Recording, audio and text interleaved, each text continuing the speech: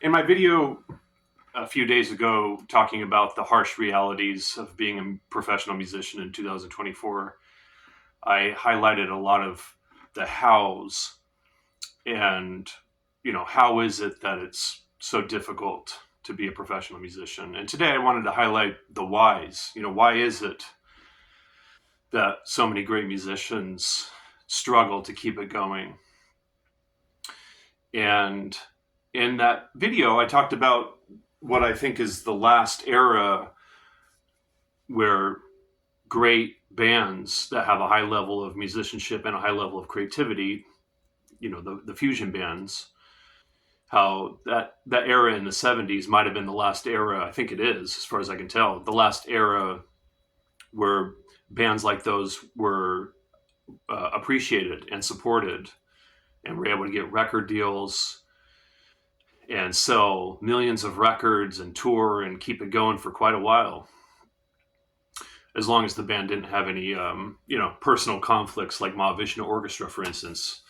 They fell apart because of personal reasons, not business reasons, after their first two records. Anyways, so I wanted to talk about, well, there's a bunch of things to get to. And I probably won't get to everything that could be talked about with the subject, but we'll see what we can get to. One of the bands that was happening in the 70s, and I think it's one of the greatest groups of all time, certainly of the 70s fusion era, is the group that Tony Williams put together with Alan Holdsworth on guitar, Alan Pasqua on keyboards, and Tony Newton on bass. This group, young Alan Holdsworth. This group is phenomenal. This is really, they made two records, but this is the record to get. Believe it. The record they did after this, maybe it's because of pressure from the outside world. Who knows? But they made a record after this. I think it's called $1 Million Legs. I haven't heard the whole thing because I heard one track and I was like, nah. They kind of went a little more commercial. Anyways, this is the record to get. If you don't know this record, please check it out. Just burning. So when they were on tour, they ran out of money. With this group of musicians, they couldn't keep it going. They completely ran out of money.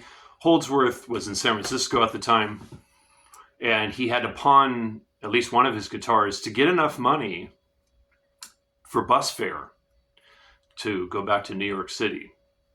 So why is that? Why is a group like this unable to keep it going? It doesn't get any better than this, right?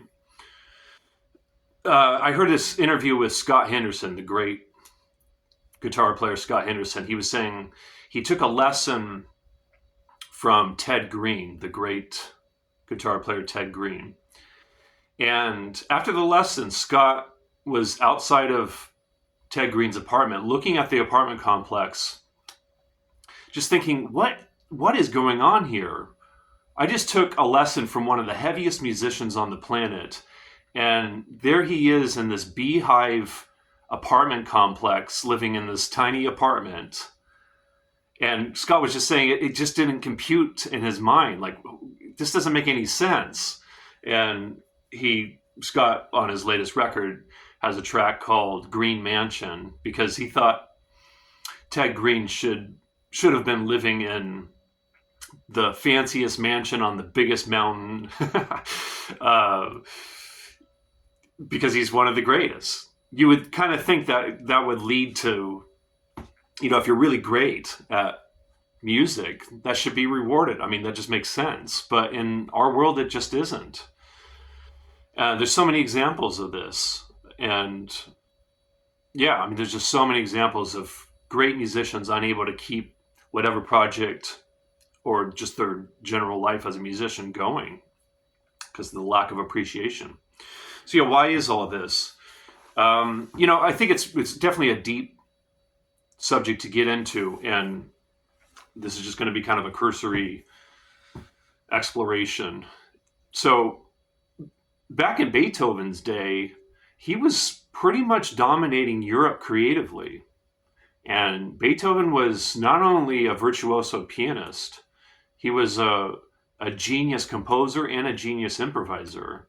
I mean, his compositions speak for themselves, but there's many accounts of him improvising at a very high level. And if someone said to me, who's the greatest musician of all time? I mean, that's pretty much impossible, right? But if I had to choose one, I would choose Beethoven. I mean, the guy wrote most of his music, most of his masterpieces when he was deaf. So, I mean, I just have a hard time imagining a musician at that level being deaf, being able to create music that incredible. So how do we go from Beethoven to someone like Post Malone, who Post Malone has admitted that he wouldn't have a career without auto-tune. He needs something to make it sound like he actually can sing. So, like I said, I mean, it's very deep, and so I'm just going to just get into some of the reasons why I think this is. So if we go back to let's just talk about in Beethoven's day. So during Beethoven's day, if you wanted to hear music, you either had to play it yourself at your home or hire someone to come to your house to play it, or you had to go out and listen to it by musicians performing it. There was no recordings, right, in the 1800s. So that right there helped to support musicians, and it was just in the culture. Beethoven was just permeated throughout the culture. His music, his ideas, his influence was just massive. So that's what people listen to. I mean, they listen to other stuff too, of course, more kind of folk music. But high-level musicianship with high-level creativity, that was just around. And then when we get into the invention of recording, so then people can listen to recordings, listen to music without having to play it or hire someone. They can listen to it at home. So they didn't need to go out anymore. And then after that became, radio came about, and then people could listen to music that way at home. Another reason they didn't need to go out to hear it. And then to kind of fast forward, because that's late 1800s into the early 1900s, and then into the 1950s when TVs became commonplace. Then people could listen to music at home and they could watch television at home. So that prevented people from going out. And a lot of musicians, particularly jazz musicians, suffered because of that. They didn't get as much work as people weren't going out as much. And the culture was starting to shift towards listening to rock music. And so a lot of jazz musicians had to go to Europe to find work. So we went from, so during that time, during radio and the invention of recording, we went from someone like Benny Goodman, mostly instrumental. There were some vocals here and there, but it was mostly instrumental music with high-level musicianship, a lot of improvising. Not as much as the bebop musicians, but there was a lot of improvising in there. He was a star. He was a total star. He was making thousands and thousands and thousands of dollars a month. In the 30s, he was one of the highest, maybe even the highest paid musician on the planet. If there's someone that was paid more, I'm unaware of it. So then rock and roll started coming about, and that had swing. So Benny Goodman's music was, based. It was swing music, so it was dance music. You could dance to his music, so that helped a lot. His appeal to the masses, to the general public. So then we get into rock and roll, and there's more vocals, and it's a rock and roll kind of beat. So having the introduction of words and the music is more simplified, there's less harmony, and the grooves and the general kind of rhythmic content is simplified. So then people became more attracted to that. And then jazz musicians like Benny Goodman went out of work. And then as time has gone on, like I've highlighted in this video and the previous video, after the 70s, it seems like it just kind of went down and down and down as far as high level musicianship and high level of creativity was uh, supported and appreciated. And one of the reasons why this is, besides some of the reasons I already mentioned, is music by itself is pretty abstract. So a lot of people don't know how to connect with it. They don't have anything to latch onto. Whereas music with words, lyrics, poetry, they can relate to that. And if it has a dance groove of some kind, they can relate to that too. So that's usually the most popular stuff, right? Hans Christian Andersen, the great Danish writer, has this quote that's on a pillow that I have here in this room: where words fail, music speaks. It's just one way to think about music. It expresses thoughts and emotions, feelings, energy that we have that can't be expressed in words, because there's only so many words. And I think music just goes beyond the words. So it's very special, but it is abstract compared to words for most people. So I think that's a big reason why. Another big reason why is most people now aren't exposed to high level musicianship and high level of creativity. Because, well, one of the reasons is radio isn't commonplace anymore. A lot of people found out about music through radio, new music. I mean, that's how I found out about a lot of new music when I was growing up. Just a kind of a side story about that: Dave Brubeck, when he came out with his album in the 50s, in 1959, called Take Five, the record company people were saying, what is this? This isn't going to do well. But a radio disc jockey got a hold of it and started playing it, and it caught on. He started selling lots of copies of that recording, and it became legendary and one of the highest selling jazz albums of all time. So people aren't exposed to that anymore through radio. It's not commonplace like it was even back in the 50s.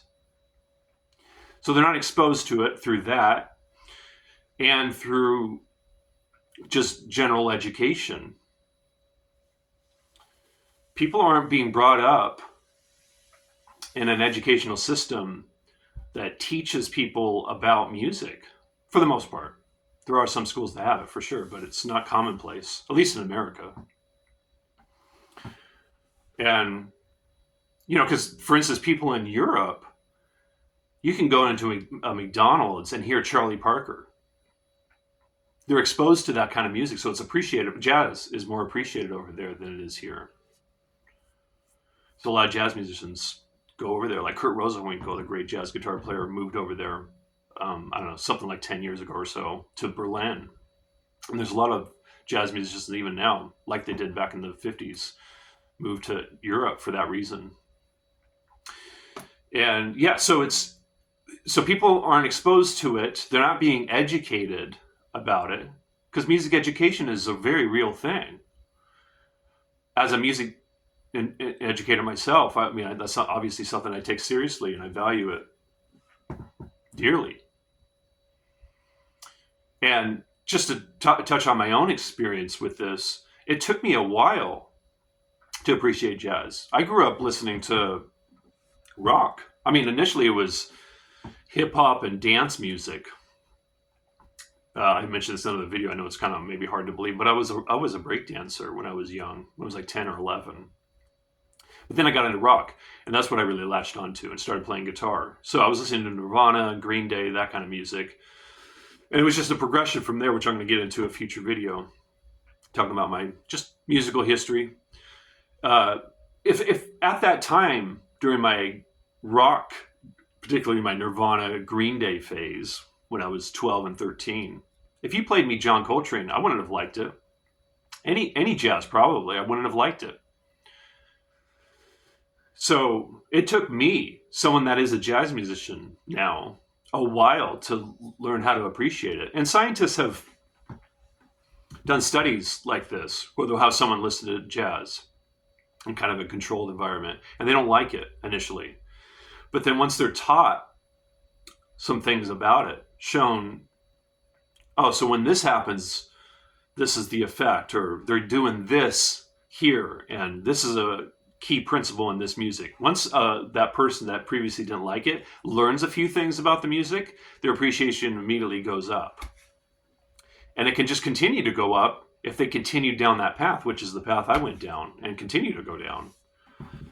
I've spent a lot of my musical life trying to evolve and to open up my ears and my mind and my spirit to be able to appreciate and be magnetized and inspired by music at higher levels. So that can take a while. So to expect that of the general public is probably very unrealistic at this point. But it was realistic back, during Benny Goodman's day or Beethoven's day. But even then, there was a lot of musicians that suffered, of course. And yeah, so it's not easy to traverse through all this as a musician, and I question what can be done about this, because now another key reason why this is happening. This is huge. I mean, I've already touched on the technological influence on the degradation of people's appreciation for high-level music. But connected to that is social media.